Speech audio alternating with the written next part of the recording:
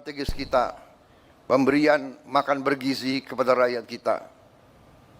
Ini adalah hal yang strategis. Ini adalah untuk menyelamatkan anak-anak dan cucu-cucu kita. Ini adalah untuk menyelamatkan masa depan bangsa kita. Jadi makan bergizi ini adalah langkah strategis dan langkah yang benar. Saya ucapkan terima kasih keterlibatan polisi dalam usaha ini. Polisi dan TNI sekarang ini berada di ujung tombak daripada program besar ini. Saudara-saudara telah ikut dalam pendidikan para sarjana penggerak pembangunan Indonesia. Selanjutnya pemirsa, Kapolri Jenderal Listio Sigit Prabowo berjanji akan terus mendukung ketahanan pangan termasuk komitmen akan membangun 118 satuan pelayanan pemenuhan gizi atau SPPG di seluruh daerah. Satuan pelayanan pemenuhan gizi ini untuk mendukung program makan bergizi gratis yang digagas Presiden Prabowo Subianto. Kapolri mengatakan dapur MBG ini menerapkan standar yang ditentukan Badan Gizi Nasional. Di sisi lain dalam sambutannya di hari ulang tahun Bayangkara ke-79 di Monas, Jakarta Pusat, Kapolri juga berkomitmen untuk terus mendukung program ketahanan pangan nasional, di mana belum lama ini hingga Juni 2025 sudah panen raya hingga 2,5 juta ton jagung. Selain itu, Polri juga telah melakukan rekrutmen 593 personil Bintara kompetensi khusus, serta optimalisasi peran Babin Kamtipmas dan Bintara Penggerak Ketahanan Pangan sebagai ujung tombak pelaksana di lapangan. Polri juga membangun 18 gudang pangan yang menyatukan distribusi pangan dari hulu hingga ke hilir dengan menjadikan koperasi sebagai garda terdepan. Polri telah menjalankan program pekarangan pangan bergizi dan pemanfaatan lahan produktif guna mengoptimalkan lahan yang belum terkelola, pengawasan distribusi bantuan pemerintah, dan hasil panen agar tepat sasaran. Pemirsa, Badan Pusat Statistik melaporkan indeks harga konsumen Juni 2025 menunjukkan inflasi sebesar 0,19% secara bulanan. Penyumbang inflasi bulanan terbesar berasal dari kelompok makanan, minuman, dan tembakau sebesar 0,46% dengan andil inflasi 0,13%. Badan Pusat Statistik melaporkan indeks harga konsumen di Juni 2025 menunjukkan inflasi sebesar 0,19% secara bulanan.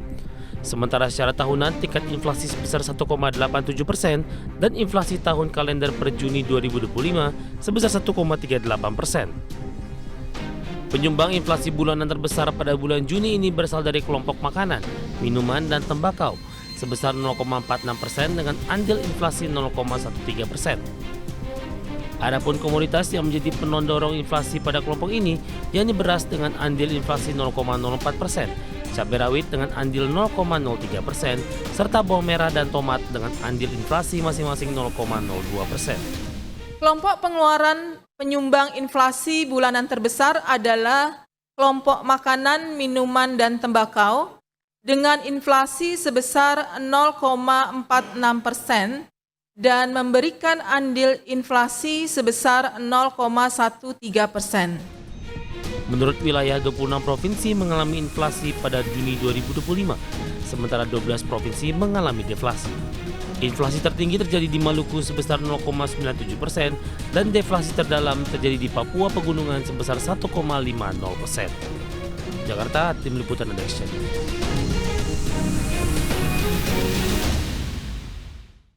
Ya, selanjutnya pemirsa, Badan Pusat Statistik memproyeksi produksi beras pada Mei 2025 mencapai 2,87 juta ton atau turun sebesar 22,65% secara tahunan.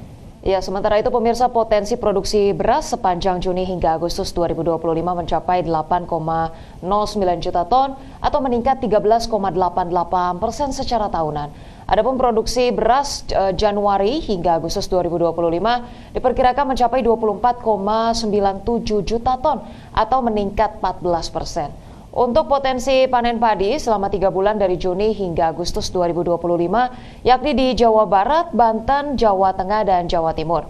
Kemudian untuk Pulau Sumatera di Sumatera Utara, Sumbar, Sumatera Selatan, dan juga Lampung.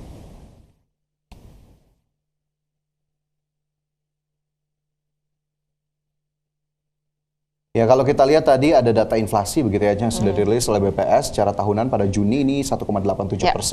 Jika kita lihat secara angka ini kemudian memang masih masuk dalam target pemerintah dan juga Bank Indonesia 2,5 plus minus 1%. Jadi memang tetap perlu dilakukan upaya-upaya untuk menjaga inflasi tetap terkendali dan juga daya beli juga tetap dijaga. Sekaligus juga stabilitas nilai tukar yang juga ini menjadi concern utama dari Bank Indonesia dalam hal ini inflasi dan juga nilai tukar. Iya betul, daripada itu juga tadi ada beberapa berita yang berfokus pada hal soal pangan begitu ya. Tadi dikatakan produksi beras ini ternyata cukup masif, tapi lagi-lagi yang kita nantikan berhubung hal-hal ini tentunya ditujukan untuk mengejar target swasembada pangan begitu ya.